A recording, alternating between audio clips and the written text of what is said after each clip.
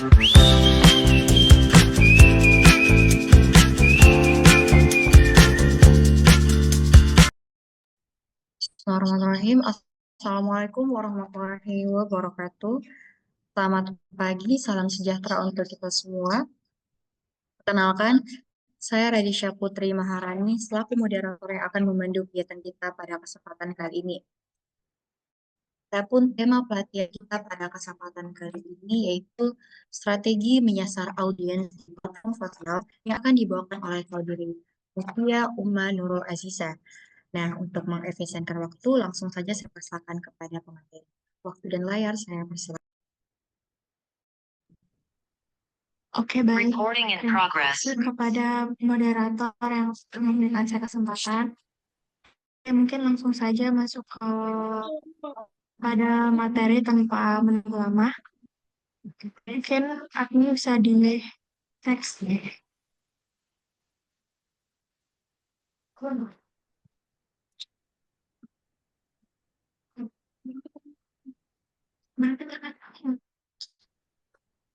Oke, jadi menentukan target audiens adalah langkah awal yang krusial dalam strategi strategi pemasaran pemasaran di di media media sosial. sosial. Target Target audiens audiens merujuk pada merujuk pada kelompok orang yang kelompok-orang memiliki yang kebutuhan atau karakteristik tertentu yang relevan dalam dalam mempromosikan produk mempromosikan atau produk layanan. atau layanan. Nah, Dan memahami siapa memahami audiens siapa yang audiens yang kita tuju akan membantu dalam menyampaikan pesan yang lebih relevan relevan dan menarik, serta serta menentukan platform yang tepat tepat untuk untuk menjangkau mereka. Nah, di di era era digital digital ini ini tentunya tentunya media media sosial sosial itu itu bukan bukan hanya hanya tentang tentang tempat tempat untuk untuk menjadikan media sosial berbagi cerita, tapi sebagai alat untuk memasarkan produk yang akan ditawarkan.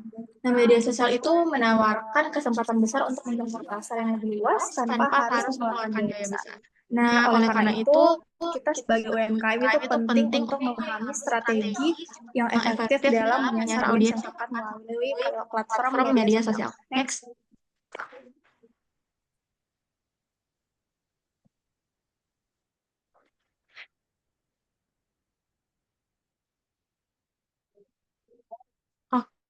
Oke, yang pertama yang harus pertama dilakukan dan yang paling penting adalah mengidentifikasi target audiens. Nah, jadi untuk memahami target audiens itu tentunya ada beberapa langkah yang perlu kita lakukan. Nah, yang pertama adalah riset pasar untuk mengidentifikasi demokrasi target audiens kita. Nah, ini tuh bisa lebih kepada usia, jenis kelamin, lokasi, pendapatan, dan lain-lain. Nah, dari sini tentunya kita akan tahu bagaimana keinginan atau minat mereka dalam menentukan sebuah produk. Misalnya contoh usia atau jenis kelamin, misal kayak saya remaja yang tentunya pasti lebih condong kepada skincare atau produk make up seperti itu. Nah, selanjutnya adalah langkah-langkah yang kita dapat lakukan itu seperti survei kuesioner, analisis data pelanggan, analitik media sosial, dan riset pasar sekunder. Nah, yang kedua adalah analisis perilaku online.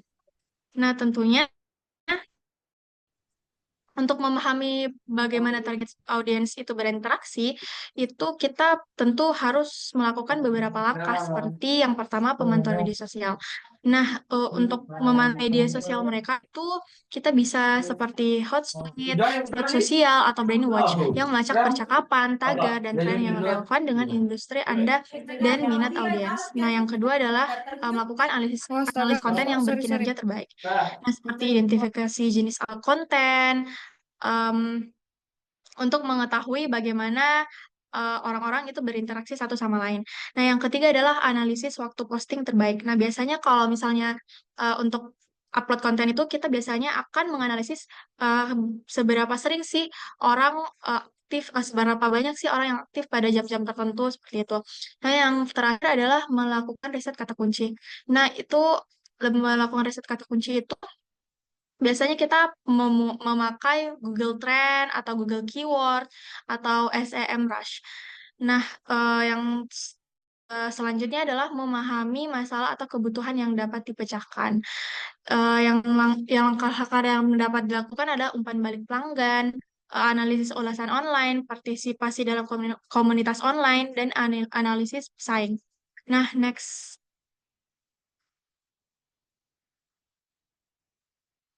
Oke, selanjutnya adalah memilih platform yang tepat. Nah, di sini kita lihat bahwa ada 4 jenis aplikasi yang bisa membantu UMKM untuk memasarkan produk. Nah, yang pertama mungkin adalah Facebook. Nah, Facebook ini cocok untuk menjangkau audiens lebih luas dan membangun komunitas. Nah, misalnya kalau misalnya Facebook tuh biasanya orang pakai pada usia tertentu, misalnya kayak ibu-ibu, bapak-bapak, biasanya kita pakai platform. Nah, yang selanjutnya adalah Instagram. Instagram tuh lebih ke menyediakan atau produk, tapi kita harus menggunakan visual yang menarik. Karena biasanya di Instagram tuh biasa orang Gen Z atau milenial biasanya pakai Instagram. Selanjutnya adalah WhatsApp. WhatsApp tuh lebih ke untuk tahap selanjutnya. Misal kayak untuk melihat katalog harga, atau tanya-tanya mengenai produk atau jasa yang ditawarkan, biasanya akan menggunakan WhatsApp. Nah, yang selanjutnya adalah TikTok. TikTok ini paling efektif sih untuk menjaga audiens karena biasanya Gen Z itu lebih tertarik kepada video-video singkat atau video-video yang biasanya banyak menggunakan filter atau konsep yang unik seperti itu. Next. Oke, yang ketiga adalah membuat konten yang relevan dan menarik. Nah, konten itu adalah kunci untuk menarik dan mempertahankan perhatian audiens. Nah, untuk melakukan hal tersebut tentunya ada beberapa hal yang dapat dilakukan. Yang pertama adalah gunakan berbagai format konten seperti gambar, video, teks, infografis, dan lain-lain.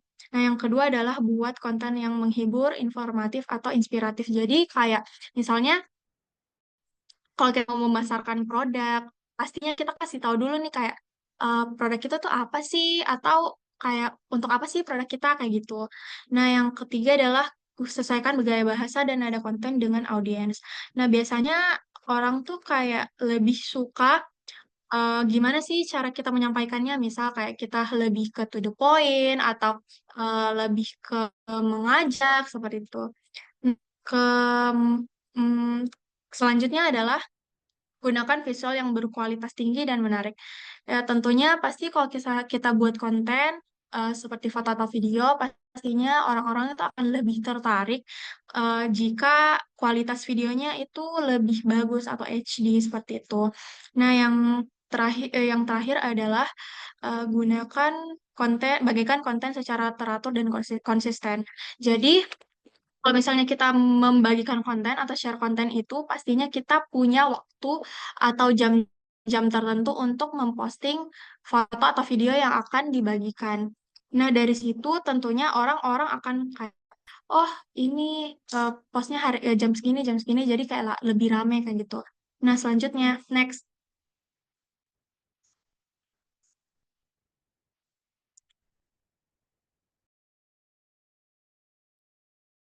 Kayak yang keempat ada menggunakan hashtag yang tepat.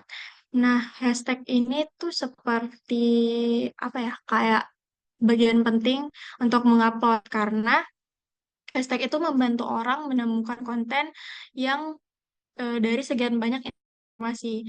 Nah, misal nih kayak hashtag kita cari sesuatu pasti akan muncul seperti itu. Nah, di sini kuncinya itu adalah relevansi. Bukan cuma sekedar menggunakan hashtag sebanyak mungkin, tapi memilih yang benar-benar terhubung dengan apa ditawarkan oleh UMKM atau produksi kita seperti itu. Nah, kemudian kalau misalnya kita kemudian adalah menggunakan hashtag yang sedang tren dengan hati-hati dan referensi. Jadi kayak misalnya eh, contoh kayak kita punya brand kosmetik. Nah, kita bisa tulis tuh di caption kayak hashtag skincare atau hashtag makeup seperti itu. Nah, selanjutnya itu kita penting buat hashtag sendiri karena walaupun misalnya orang cari make up, pasti tentunya kita itu harus memasukkan produk-produk atau merek-merek yang akan kita pasarkan karena tentunya untuk membangun brand sendiri. Nah, yang terakhir adalah memperhatikan hashtag karena bisa jadi orang tuh lebih eh, agar orang tidak dapat mengeksploitasi peristiwa peristiwa tragis atau sensitif. Nah, jadi kuncinya itu kita bisa nilai pada percakapan bukan hanya kayak numpang lewat gitu. Next.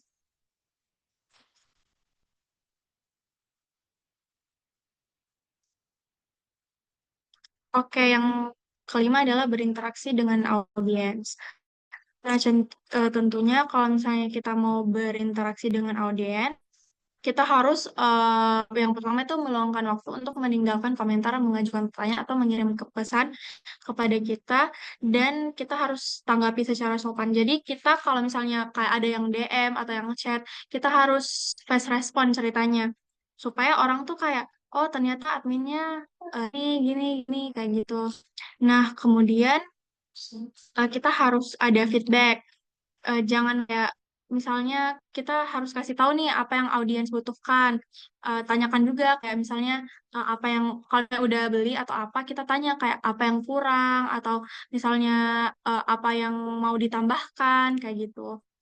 Nah, yang selanjutnya adalah iklan berbayar dan influencer.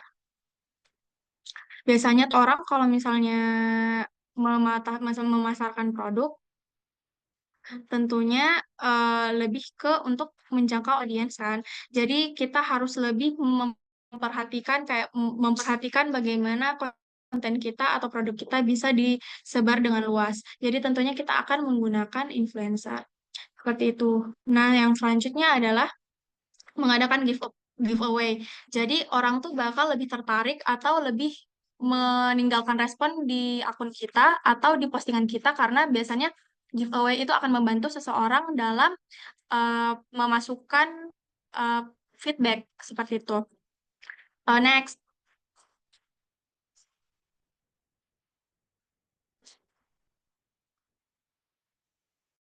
oke, yang seperti saya bilang tadi, kita harus memanfaatkan iklan berbayar. Nah, kombinasi antara iklan berbayar dan influencer itu sangat penting karena mereka bisa menjangkau audiens yang lebih luas. Nah, sementara itu influencer dapat memperkenalkan produk kita dengan lebih profesional dan autentik. Nah, dari sini tuh contohnya misal kita pakai influencer Makassar, pastinya produk kita akan lebih ditahu sama followers mereka. Bakal dari influencer tersebut biasanya ada beberapa orang dari followers mereka yang akan tertarik dengan produk yang kita tawarkan. Seperti itu. Next.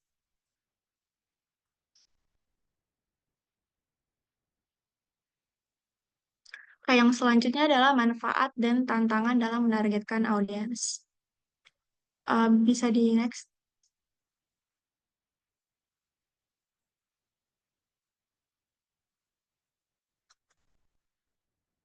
Oke, yang pertama adalah membangun dan menarik minat masyarakat dan memperluas target pemasaran. Nah, jadi konten yang menarik itu bisa memudahkan menarik minat masyarakat terhadap produk atau jasa yang dijual.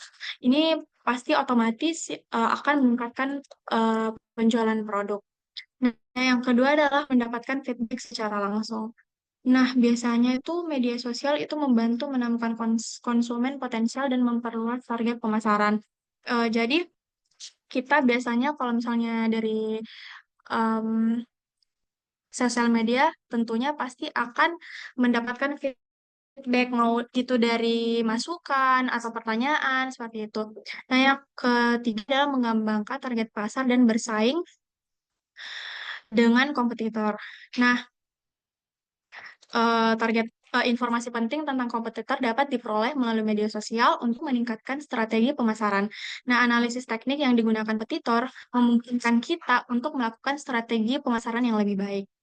Nah, yang selanjutnya adalah dapat membangun komunitas. Media sosial memungkinkan bisnis membangun komunitas di sekitar mereka yang dapat menjadi sumber umpan balik yang berharga. Jadi, misalnya kayak komunitas, misal brand skincare atau kayak brand makanan, kita bisa berkumpul dalam satu grup seperti itu. Nah, yang terakhir adalah dapat diakses 24/7. Jadi, orang tuh lebih mempunyai akses penuh ke informasi produk yang akan kita tawarkan. Jadi, misalnya kayak kita punya akun atau ya, dan membuat konten, pastinya orang akan lihat kayak, oh ternyata ini, seperti itu. Next.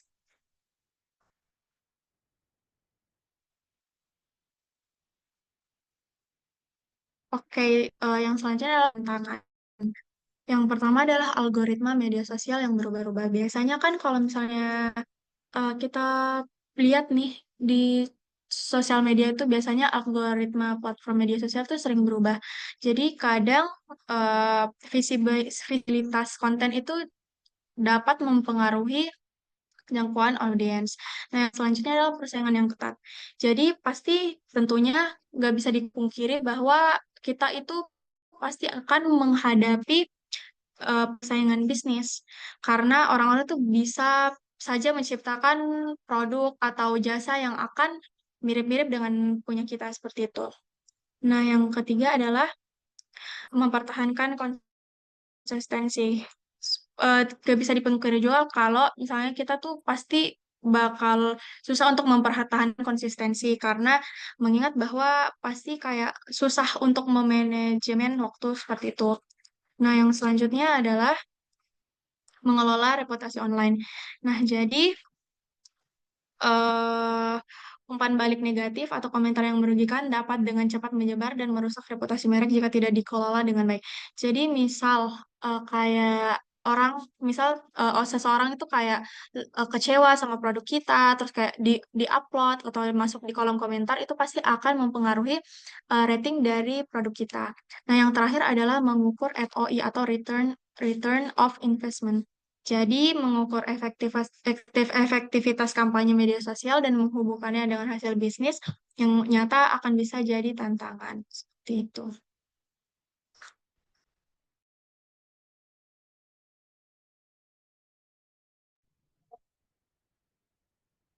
Baik, teman-teman sekalian, itulah tadi sesi pemaparan materi dengan judul Strategi Menyasar Audiens di Platform Sosial.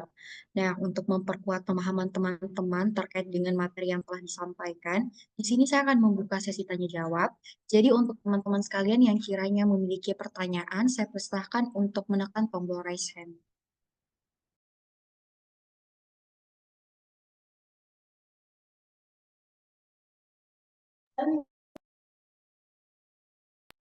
Jadi, teman-teman, kiranya ada yang memiliki pertanyaan, silahkan untuk menekan tombol raise hand. Ini pemateri feel free ya teman-teman kalau ada yang mau bertanya.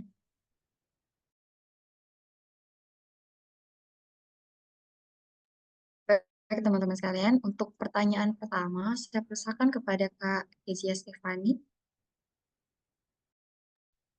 Ya, baik. Terima kasih atas kesempatannya. Pertanyaan saya itu, bagaimana cara UMKM memastikan pesan pemasaran mereka sampai ke target audiens yang tepat? Terima kasih. Baik, terima kasih Kak Kesha. Jadi untuk lebih memperjelas pertanyaannya, mungkin tadi pertanyaannya boleh di-drop di kolom chat. Nah, teman-teman, pertanyaannya akan kami tampilkan terlebih dahulu. Selanjutnya ke Kak Angelin, silahkan untuk mengajukan pertanyaannya.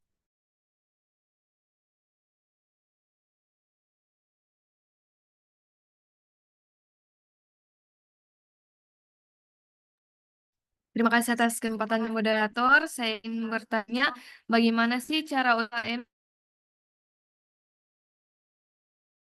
mengetahui apa yang saya inginkan? Terima kasih.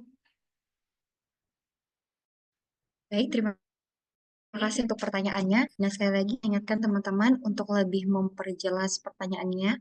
Mungkin pertanyaannya boleh di-drop di kolom chat ya.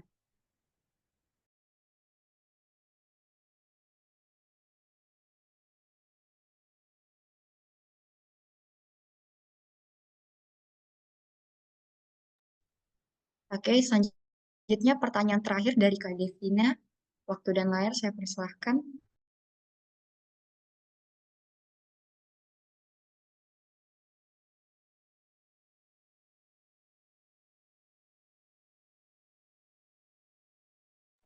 Oke, baiklah, terima kasih atas kesempatannya. Jadi, saya kan mempunyai usaha. Nah, saya optimalisasi usaha saya dari sosial media TikTok dan juga Instagram. Nah, saya mau bertanya untuk pemateri, kira-kira media sosial apa yang paling sering digunakan oleh calon pelanggan saya? Mungkin itu saja. Terima kasih. Baik, terima kasih atas pertanyaannya. Dan untuk memperjelas, mungkin pertanyaannya boleh di drop di kolom chat ya. Baik, teman-teman sekalian, sembari kita menunggu pemateri di sini, admin mungkin boleh di-share untuk link media sosial Rumah BUMN dan juga informasi terkait dengan e-katalog dari divisi digital marketing dan juga redeem code untuk paten kali ini. Jadi untuk teman-teman yang kiranya belum follow akun Instagram, TikTok, dan juga subscribe YouTube Rumah BUMN, silakan untuk mengakses link yang kami bagikan.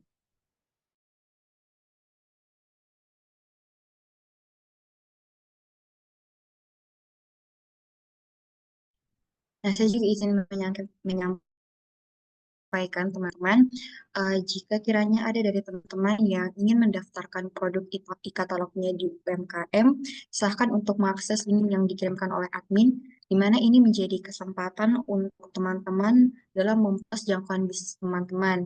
Nah, adapun benefit lain yang akan teman-teman dapatkan, yaitu kesempatan untuk mengikuti berbagai event seperti bazar, kemudian pameran, dan juga expo.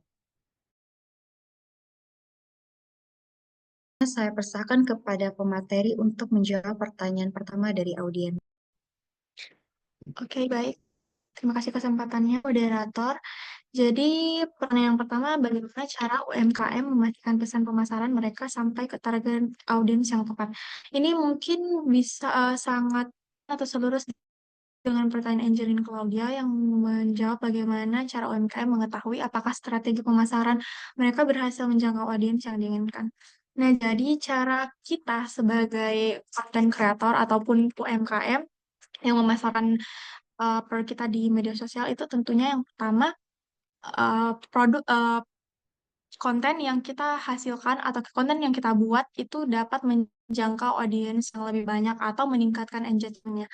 Jadi yang pertama itu kita lihat apakah konten kita itu sudah memiliki banyak views atau banyak like, banyak komentar,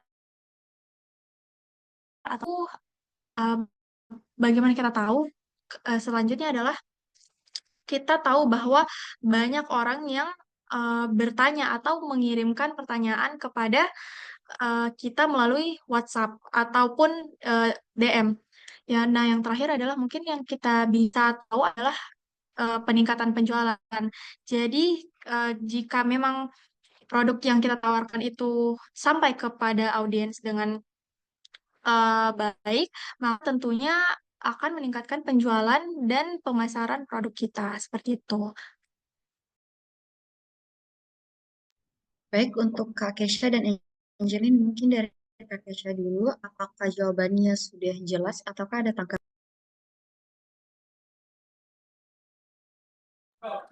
Ya, terima kasih atas penjelasannya moderator.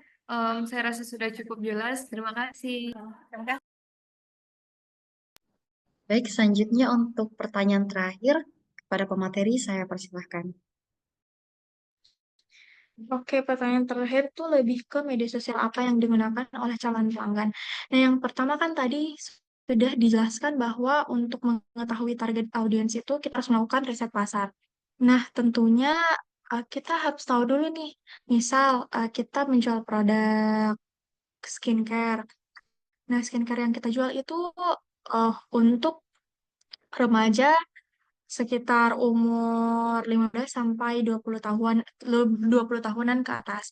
Nah, tentunya kalau dari situ kita sudah tahu dong kayak dari jenis kelamin dan usia mereka. Nah, biasanya kalau misalnya kita udah tahu, kita biasanya kan kalau seperti generasi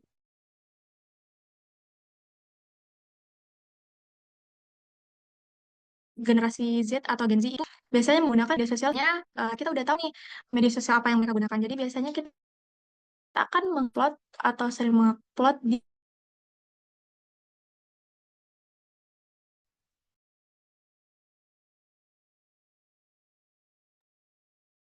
Jadi saya kembalikan kepada penanya, bagaimana Devina?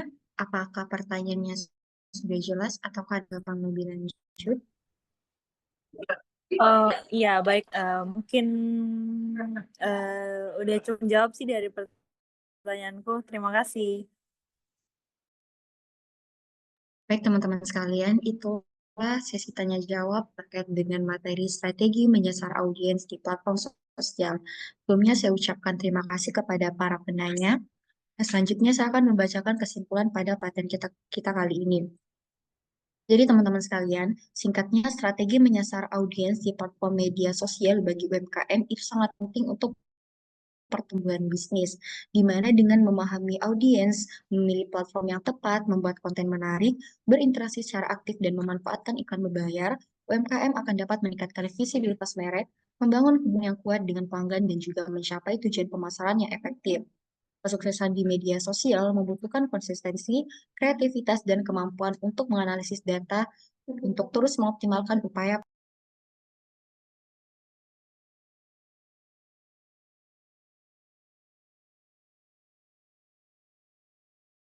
Baik, teman-teman sekalian, selanjutnya saya akan membacakan panduan untuk mendownload e-sertifikat teman-teman. Nah, sebelumnya, redeem code kami pada redeem code pada sesi pelatihan ini yaitu STM12.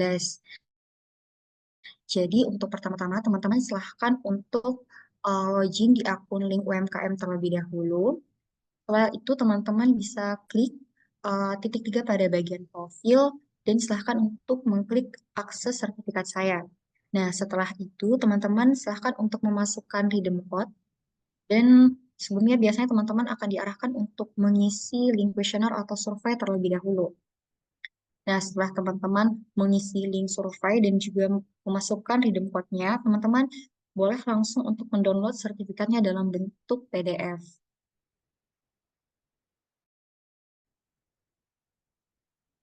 Baik, teman-teman sekalian. Nah, selanjutnya kita akan masuk ke sesi terakhir, yaitu sesi foto bersama. Nah, mungkin saya persilakan kepada teman-teman untuk mengaktifkan kameranya.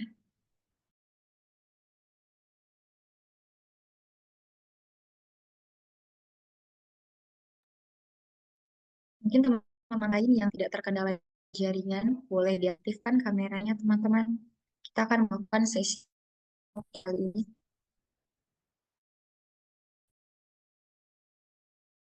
Baik, teman-teman sekalian, sesi foto akan saya mulai dalam 3, 2, 1.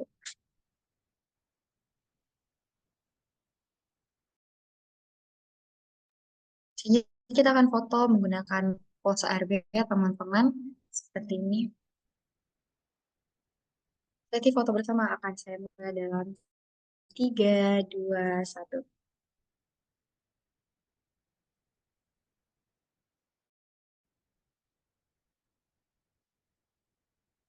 Baik, teman-teman sekalian, itulah pelatihan kita pada kesempatan kali ini. Sebelumnya saya ucapkan terima kasih kepada materi yang telah membagikan ilmunya kepada kita semua dan juga kepada teman-teman sekalian yang telah meluangkan waktunya untuk hadir pada kegiatan kali ini. Saya Radisha Putri Maharani, mohon pamit undur diri. Wassalamualaikum warahmatullahi wabarakatuh.